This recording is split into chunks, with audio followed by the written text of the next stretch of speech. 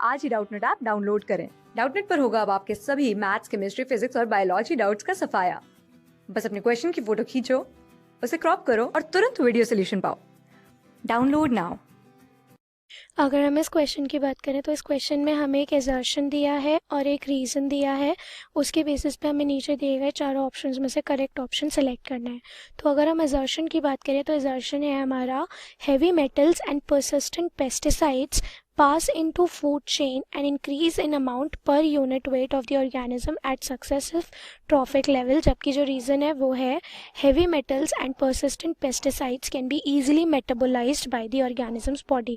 तो एजर्शन कहना चाह रहा है कि जो हमारे heavy metals और persistent pesticides हैं वो हमारी food chain में पास हो जाते हैं एंड इंक्रीज होता है in amount per unit weight of the organism जैसे जैसे ट्रॉफिक लेवल्स बढ़ते जाते हैं, राइट। और जो रीज़न है वो ये कह रहा है कि जो हैवी मेटल्स हैं और जो परसिस्टेंट पेस्टिसाइड्स हैं वो ईजिली मेटाबोलाइज हो जाते हैं by the organism body, right. तो वहीं अगर हम बात करें हैवी मेटल एंड पेस्टिसाइड्स की, हैवी मेटल एंड पेस्टिसाइड जैसे कि डीडीटी, राइट।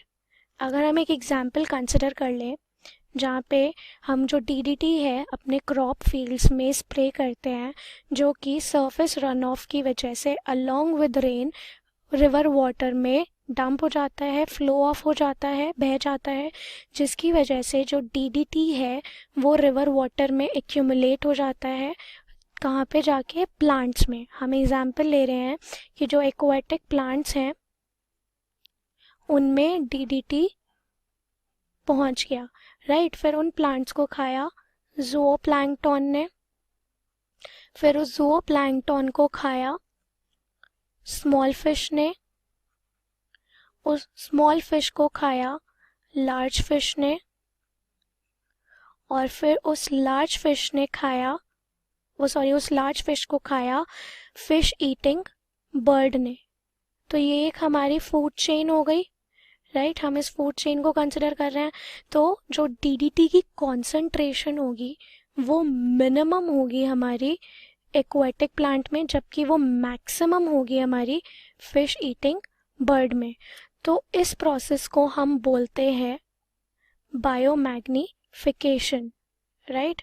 बायोमैग्निफिकेशन, जहाँ जो लेवल है डीडीटी का वो इंक्रीज होता जाएगा with every successive trophic level.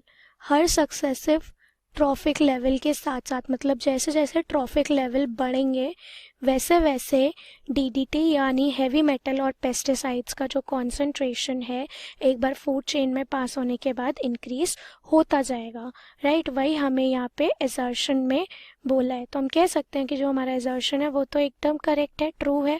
वहीं अगर हम रीज़न की बात करें तो रीज़न में हमें बोला है कि जो हैवी मेटल्स और परसिस्टेंट पेस्टिसाइड्स हैं ये इजीली मेटाबोलाइज हो सकते हैं, जबकि ये चीज़ एकदम रॉन्ग है।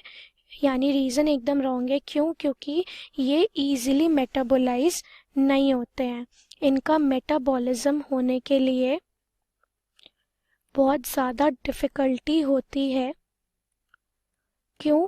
क्योंकि ये एक्यूमुलेट होते रहते हैं, यानी कि जो डीडीटी है या जो पेस्टिसाइड है, हैवी मेटल्स हैं, ये एक्यूमुलेट होते रहते हैं बॉडी फैट्स में और ये पास होते हैं एट सक्सेसिव ट्रॉफिक लेवल।